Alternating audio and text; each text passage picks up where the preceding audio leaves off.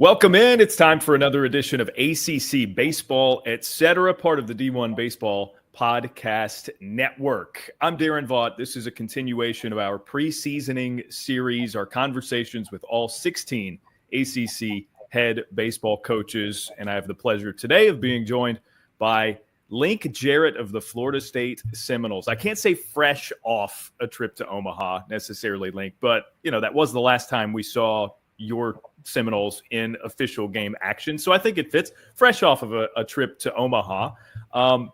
Link, let me ask this. You're entering year number 3 there. Year number 1, it was kind of the adjustment period, transition period. I don't know if you want to, we all knew it was not going to be a lasting thing and that the Seminoles were going to have more success out of that first season there. What's it been like for the growth from year 1 until now as you get set to embark on year 3? Well, I think, Darren, the biggest thing in this era of athletics, college athletics, is if you have the chance to acquire some transfer players, specifically guys that are a little bit older.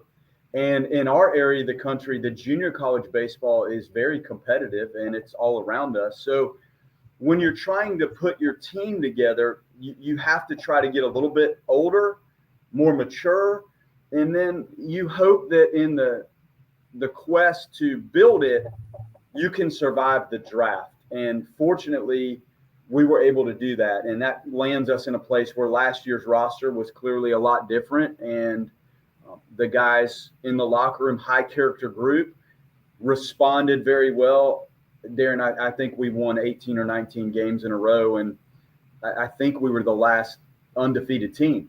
And to come out of the gates like that, you just saw the confidence build, and you saw some of the guys that were with us year 1 that had developed a little bit and galvanized themselves into year 2 were far more mature and advanced and had been in the fire a little bit. And in some cases as freshmen, it was a lot to ask, but they sure grew. And then if you can get the transfer players right and get through the draft, you can create a roster. And it's a very turbulent time. Any coach, I guarantee you, it has probably come up.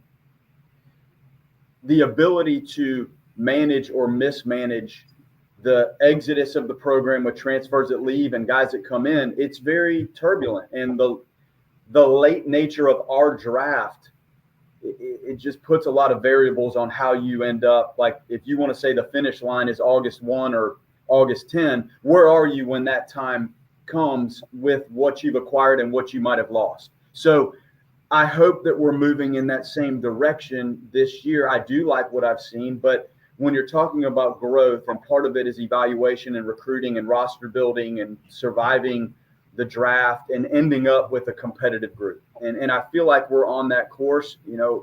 Again, last year was remarkable, and the response right out of the gate all the way through what was a difficult ACC schedule and a very difficult midweek. There's no breathers. There's no come up for air. It was very difficult from pitch 1 until clearly the end of the year. So hopefully we're on track, and we're dealing with I can't believe I'm going to say this to you, but snow, sleet, ice is coming through. So we're trying to squeeze in around the bullpens, and Coach Norvell and his staff to let us go in the indoor football facility. It's a game changer for us, and we don't deal with a lot of inclement weather, but man, it's coming at us today. So we'll try to get in there and continue this progress towards opening day, and hopefully again, the roster build and what we were able to do coming off last year puts us in position like it did for the 24 season. Yeah, I know it's weather-wise kind of a weird preseason for a lot of teams in places in this league. Coach, unless you're at your former stomping grounds at Notre Dame or a couple of more stops, you don't deal with the weather too often. Even at this time of the year. Your team was so fun to watch and so fun to observe and cover last season. I want to touch on one bigger picture coaching thing before I dive into some of the returners who are back from last year's team. At the ABCA, it was brought up the notion of increasing the number of games against other programs that you would be able to play in the fall, and bumping that number up to 4 from it's been 2 for a while. And it occurs to me now, I haven't talked about this with any of the other coaches, but I know you guys had some pretty big ones in this past fall. Is that something that you would embrace, the ability to play 4 of those, and maybe even do it at a cool minor league spot, and prop it up and make it more of an event? Absolutely, man. The Pensacola Blue Wahoos opened it up for us, and Auburn came down, and we cruised over there. So you couldn't have had a better venue. And then the fans, it was, I believe, the biggest crowd they've had in their stadium. And it's great. And we play 2 7-inning games, and you just take a little pause in the middle. And I mean, man, you could scrimmage with all the intensity you try to provide. You're not matching that. And then we went to Alabama last year, and then Alabama came back to us this fall. So those were 2 great events. And I will tell you, when you have football, every campus is set up in terms of the facility spacing and how close football might be to your baseball. It does present some challenges. Like, you may have a hard time doing this every weekend of your fall calendar. Okay. So I think the 4 is great. I really do. And it gives you a chance to have a couple groups in here, and maybe there's a neutral site that allows your fans and your supporters to watch good baseball. And then maybe you go on the road. As we reduce the roster, you're probably, I don't want to reduce the number of pitchers we carry too much, because you have to have depth and numbers on the mound. But as we shrink these rosters, it's going to be a little harder to extend and scrimmage as much as you did if the pitching staff was a larger number. So it does help offset shrinking the roster to add a couple games where, you're facing other pitchers. And some of these events can be lucrative for your program. Like, our place was jumping when Alabama came in here, jumping. And we actually charged for it a little bit, like a game. And Alabama was in here for a regional, and they had fans. And it was a great event, and our staff, our concession folks opened it up. So it had a really, really good feel. And then our football team was on the road. So we kind of had college game day set up where you could watch on our concourse some of the preliminary football stuff. And then I believe our Miami game was that night, if I'm not mistaken. And it kind of piggybacked right into the football. So you have to be able to balance your recruiting. And sometimes your coaches, we have to be on the road recruiting in the fall, because we have condensed that window into maybe four quick weeks. So there is some balancing that goes on. That's a long answer to your question. I think adding those games is a win any way you shake it. Yeah, no doubt. I love those environments. I remember our internal group texts here at D1 kind of going bananas when we saw, okay, wow, look at the turnout in Pensacola for this or for that. I just think it's a time of year where teams are playing and there's good baseball going on, so might as well sort of prop it up and put it on a stage like that, at least occasionally. To me, that's how I feel about it.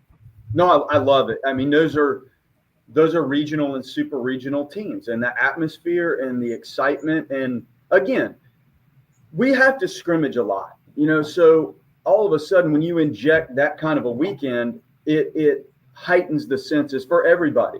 And it gives your facility, it's kind of like a check of how is everything working, in your game day operations, because there's a lot of people that have a hand in what goes on. And some of those people may be new. So the quicker you can dive into how to run the pitch clock, is everything going right with the new graphics and the things you want to do on the scoreboard and taking care of the field, it just gives you a better lead into having an easy opening day and really less things that we have to worry about as we prep. That's a great point. Allow me to segue into your 2025 Florida State team. Let me open it up broadly. What excites you about this group? Well, I think, Daron, your good teams should be really hard to score on for a lot of reasons. And then offensively, are you athletic enough to create ways that you can score and that you can damage. This team has a chance to be difficult to score on, and it starts on the mound. It starts with who opens your game on the mound, and can you get out of the gates? And I do think we have a good opportunity and good balance to get into the games. And then every situation in college baseball, the way I look at it, relief-wise, is a leverage relief situation. If you look back at our season, just us, what you're fighting to do, how many of these innings are in games that are completely out of hand? When you really boil it down, there's not many. And some of the ones that are, you may have to think about what is the best route through the back end of a game that is a little lopsided to preserve or get you to the Saturday game or the Sunday game or the Tuesday game or to the Friday. So everything you do as a non-starting pitcher at this level, to me, is a leverage relief role because there is no wiggle room. When this thing gets to the end and you're trying to evaluate resumes and what it looked like and who you beat and how the midweek went and there's really not a lot of wiggle room. So every reliever is a leverage reliever.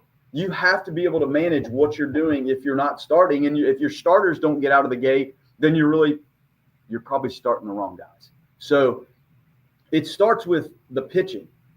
And I do like the balance that we have. And then the athleticism, some of the returning players that we have, you can go behind the plate. A Cal Fisher, you can go to third. And you've seen Lodis and Thoreau. I think Cantu was very experienced, but I think we're going to be really athletic wherever we land at first base. The bulk of our outfielders could be center fielders. So when you have that athleticism, I think you can gobble some extra base hits and do some game-changing things defensively. So I feel like we have a chance to be tough to score on. We lost some horsepower offensively. Like we had 2 first-rounders in the lineup and 2 fourth-rounders right there. You got into the middle part of that lineup, it was difficult. But every team is constructed in a different way. And we opened this segment on the variables in the draft and the roster and who you can acquire and where it lands. So you can't expect each team to be built the same way nor play the same way. And I've told our guys since the fall, like we're going to have to do some different things in that playbook that we might not have done a ton in 2024. And that's perfectly fine. Now we have to execute it, but all of that would lead me in explaining. I think we can be difficult to score on, and that is a very, very good trait. As long as you keep yourself in the games and you play clean, the tendency in baseball is that big inning is the difference maker.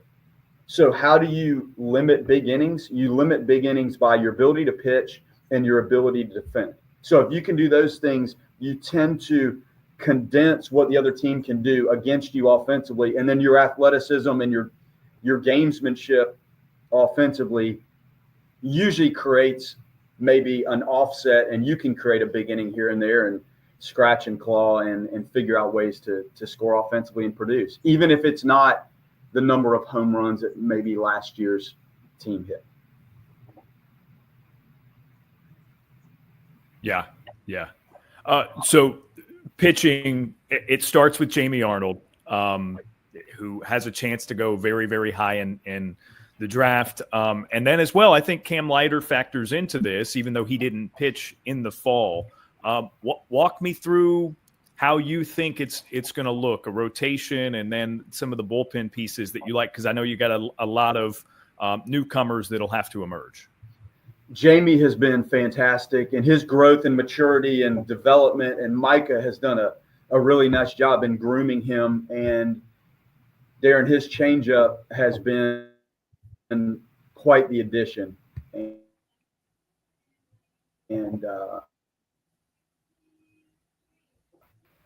we'll see how it plays against other on our guys. And when we played Alabama, he pitched beautifully using that changeup. So it complements that riding fastball, and he had the good little slider. This just gives him something that kind of goes the other way and may get some physical experience people off that fastball timing, especially the right-handed hitters. Joey Vellini has been very, very impressive. He was at the University of South Florida and was coming off Tommy John and pitched a little bit last year. They've been very consistent.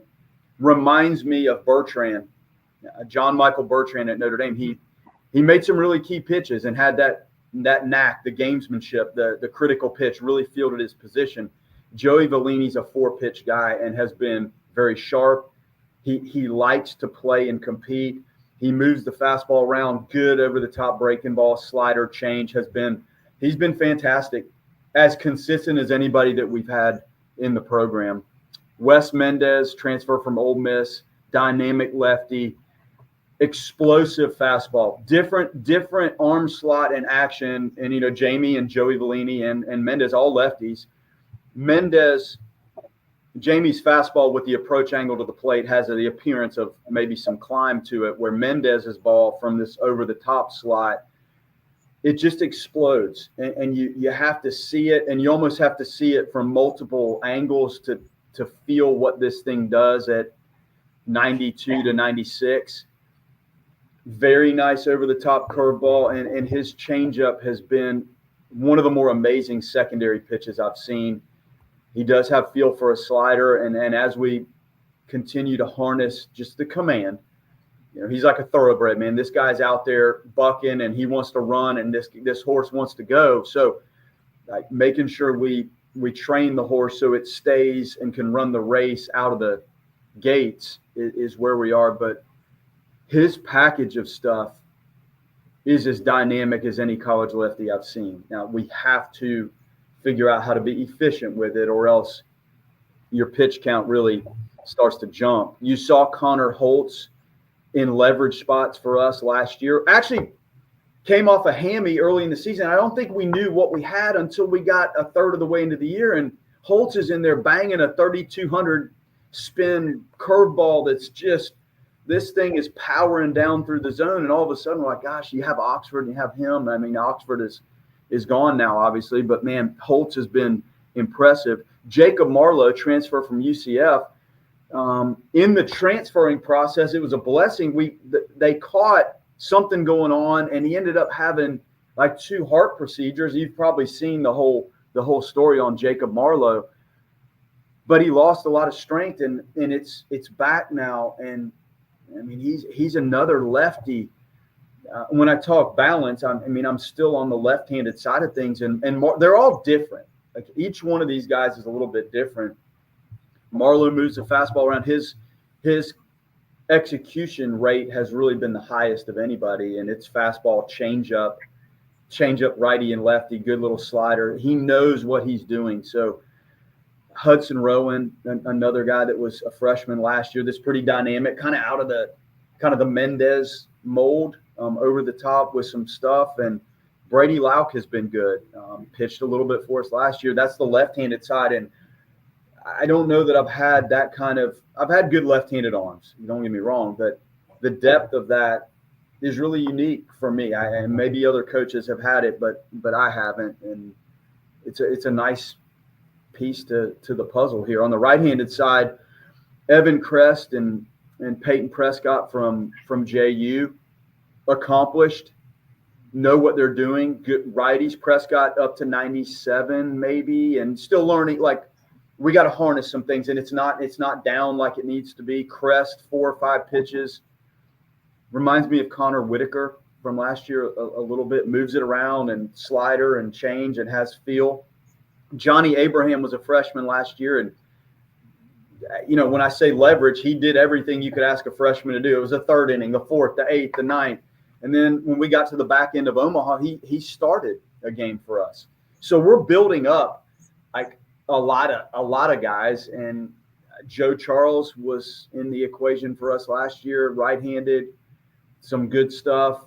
Chris Kinnear, one of the most heralded junior college freshmen last year in the state. We were able to get him again. It's a dynamic riding fastball, and I feel like the sleeper of this is probably Ben Barrett on the right side. He pitched a good bit as a freshman, battled some little injuries last year, but wow, it's been a breath of fresh air to watch him come off of his rehab, clearly better than he was when he went into his rehab. No major issue, but just some nagging stuff. But been up to 95, good gyro type slider.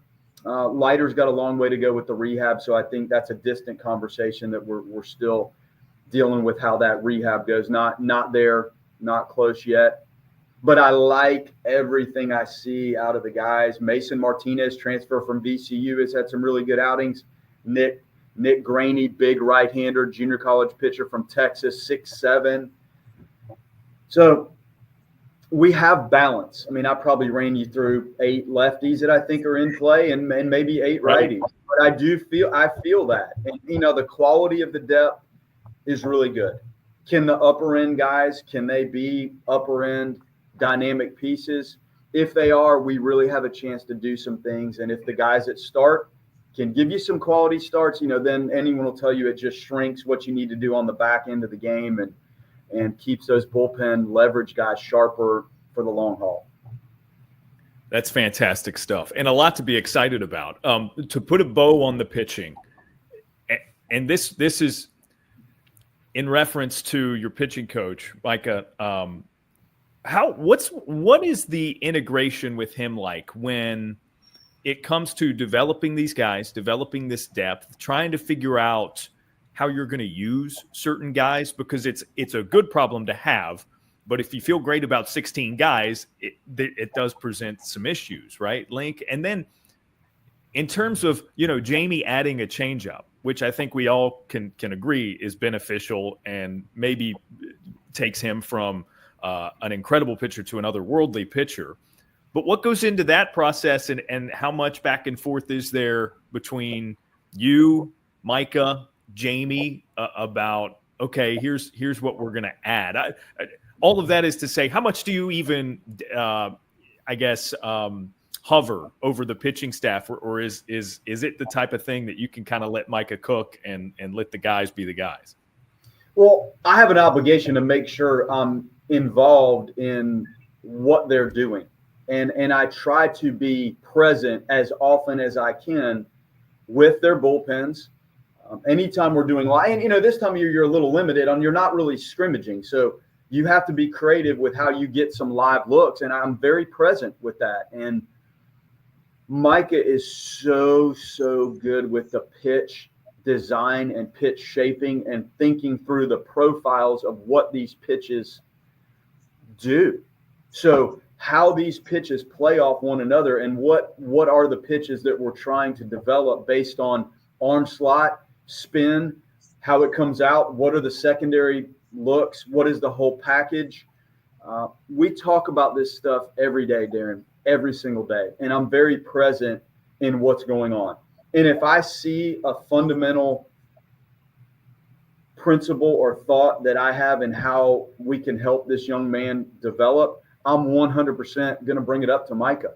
And that's my job. And when we put people in certain positions on the staff, these are very significant. They're programmatically significant, and they're significant to the individuals that are in those roles. There's a lot at stake for these guys. So I'm trying to make sure, we put Florida State and the program and the team first, and then what's best for that individual, but what makes this thing click. So big picture stuff I do inject. Pitch shaping and design and that sort of thing, the maintenance and the development like that he's in there thinking about right now as these guys get ready to throw a very critical bullpen today. He's masterful. He's masterful with that. Rob Collison, our pitch and catching analyst, helps. When you have portable TrackMan that needs to be hooked up and the Edgertronic and the cameras and the things that are going into this and the technology on the field, there's a lot to unpack to get to the point where you're developing the arms properly. Very involved. And then Mike and I have the kind of the trust tree and the how we're going to use these arms. And we kind of feel through, okay, this is who's starting. Let's just go down this thing and see, like, give me the righties. Let's leverage stuff. All right, let's rank it. So when you go into it, in essence, I want to make sure that we're getting our most deserving arms the innings. So when we go down this list in game of who's available and who we're using, of course, you have significant matchups you're looking for, but you want to make sure when the dust settles that you've gotten your arms that have earned it, the opportunities, and be careful that are we saving people for certain situations that, quite frankly, you don't want to ignore their workload and innings, that you may just have a better pathway to getting some of the more deserving arms the innings. So I factor in on that side, on game day a good bit. Now, I was talking to my wife about the significance of sitting in that dugout and calling. What is a college baseball game average? 120, 150 pitches? Yeah.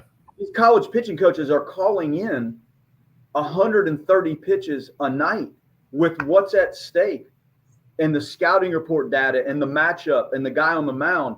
Like, an offensive coordinator, if you're in the football game last night, what did they run? 65, 70 offensive plays apiece? I mean, he's running in, when you think about it, 130, 150 little mini plays. So it's an exhausting process. So because of that, I want him to dive in and really in game think about that. Let me think about what's coming 5 hitters from now or 6 hitters from now, or what is that pitch count, or how are we feeling about the guy in the pen? Like, let me think through as he's coordinating and buzzing this thing in. That's a huge, huge part of what goes on in the college game, and it's very significant. So, man, that's a digest of how I help him with the pitching. But it is important, as an offensive, so to speak, head coach, that I am very involved. And at the end of the day, Daron, the pitching is the most important part of this. The durability, the roles that you create, the spacing between outings and how you're using those leverage guys. I have to make sure I'm doing what's best for the individuals and trying to put the team in the best position to win, man. Yeah, that stuff fascinates me. So I appreciate you sharing it. Let's get to the position player group with the little bit of time that we've got left. You mentioned defensively. I think that is a strength of when I look at the list of returning guys. I love that Jackson West is back for you behind the plate.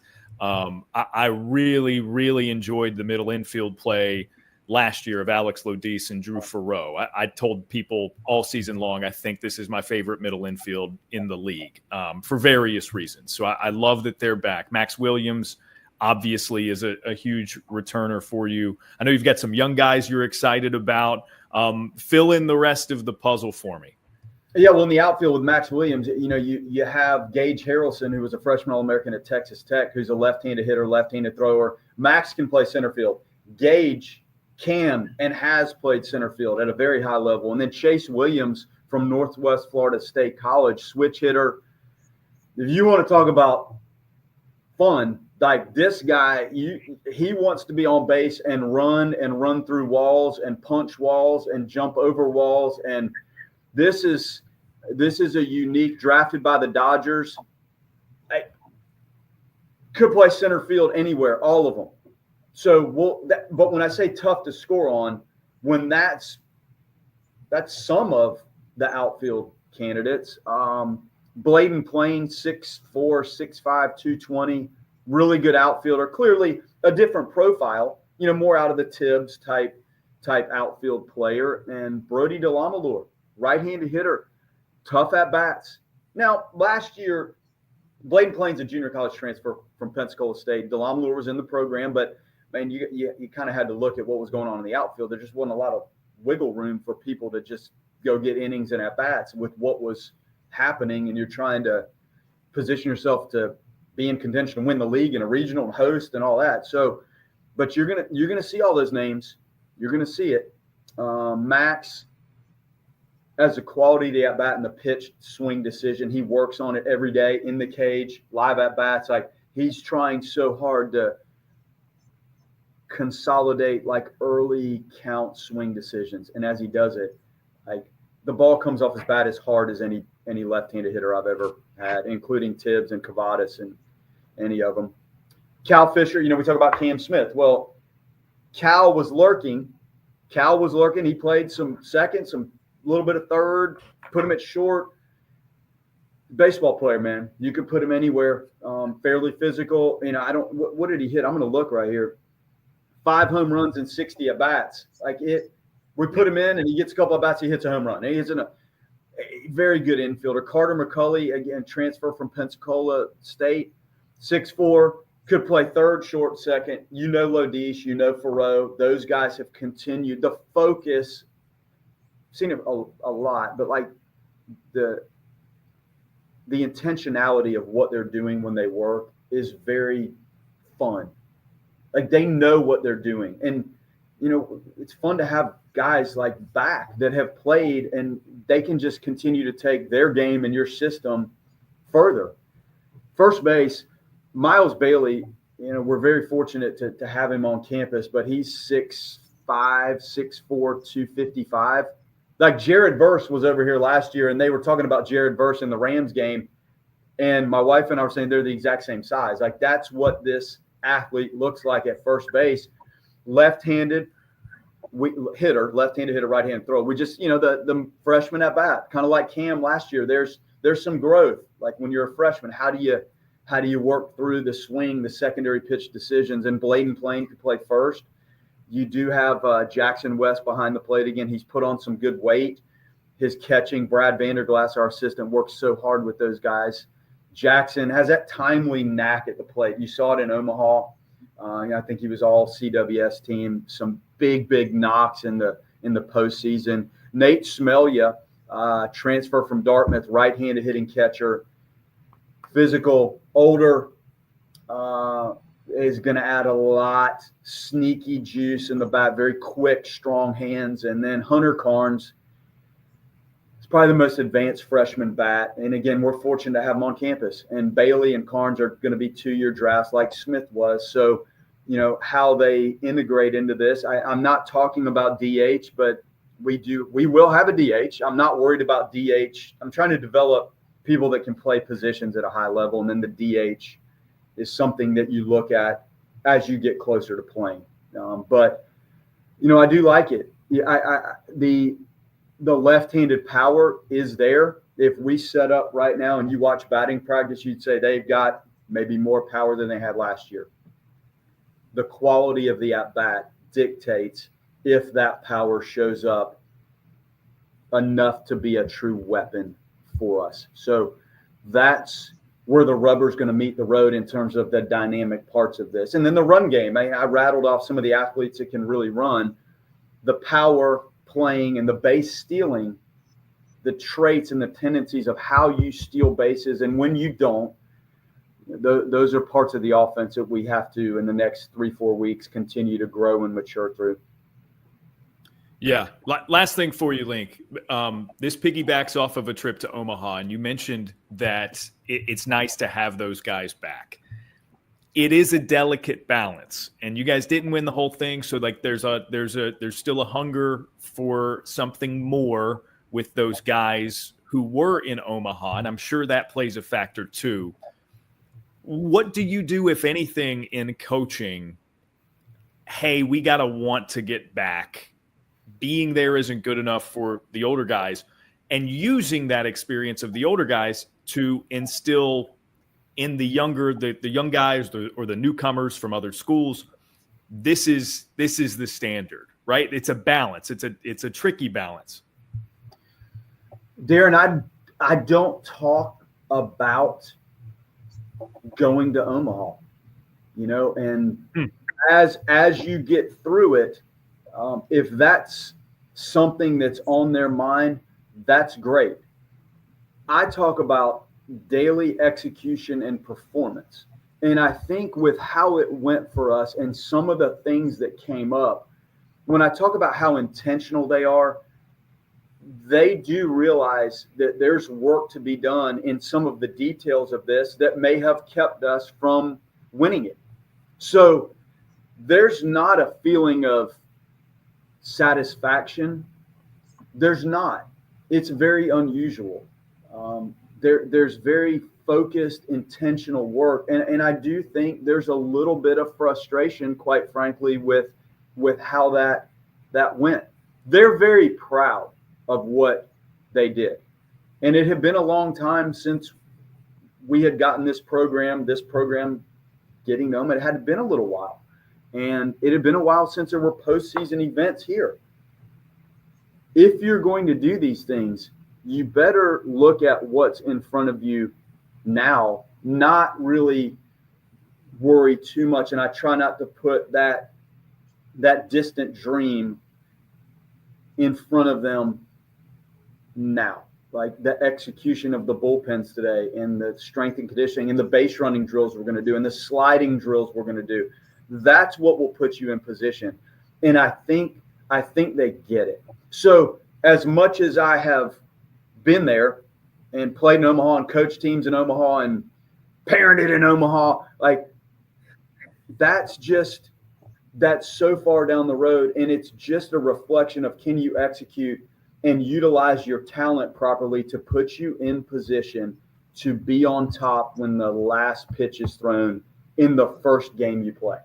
It is a one pitch, one day battle, and that's how we approach it. Now, there is graphic of Omaha, and there are things in here that reflect the importance of that. But man, to think about that and talk about it, I find myself, my personality doesn't lend as well to that as it does. Man, take care of the task at hand today, and when the dust settles, you'll be really happy with where you end up. I love it. That's fascinating to me, because in talking to all you guys, and I have the utmost respect for all of you, most of you are similar in certain ways. That's a difference for you, Link. I think not that other teams and other coaches aren't process oriented, but there are a lot of programs who will break down their huddles with Omaha for the entirety of the season, right? It's a constant talking point with them. So it fascinates me that you take that different approach, even just slightly in your own way. That's fantastic stuff. I appreciate that. I could talk to you for hours, but obviously you got to get to more preparation for the 2025 season as we look forward to seeing your Seminoles take the field for the first time and for the college baseball year to get underway. Link, I appreciate it so much as always. I'm sure, I don't know when or where throughout the season, I'm sure I'll see you at some point, and we'll catch up maybe mid-season, but I do appreciate your time. Well, great job. And I'll tell you this, the sport has never been in a better place. Viewership, following, fans. The opening weekend of Omaha, unbelievable what that's like. And I got to go as a parent, and I'm just rooting around on the outside of the stadium, which the last couple of years I coached in Omaha, you don't really see that. So I'm rooting around when JT was playing, and I didn't realize that it had the feel of walking into Augusta, which I've done, and walking into some of these unbelievable football games and going into Churchill Downs. It's got that vibe. And you guys following and taking time to be so professional and creating mechanisms so fans can follow college baseball, I think it's great. And we're in a spectacular place with our sport. And you guys have clearly helped propel the sport into a new place. It's fantastic, man. Amen to all of that. I'm happy to be a small part of it. Obviously, the D1 guys were doing their thing long before I arrived on the scene. So, but it means I get to talk to you guys every season and kind of do the primers like this, which is always a blast. So, Link, thanks so much. Best of luck as you guys venture through the snow to try to get some practice in before you get things rolling here in a few weeks' time for opening day. All right. Thank you, Daron. Enjoyed it, man.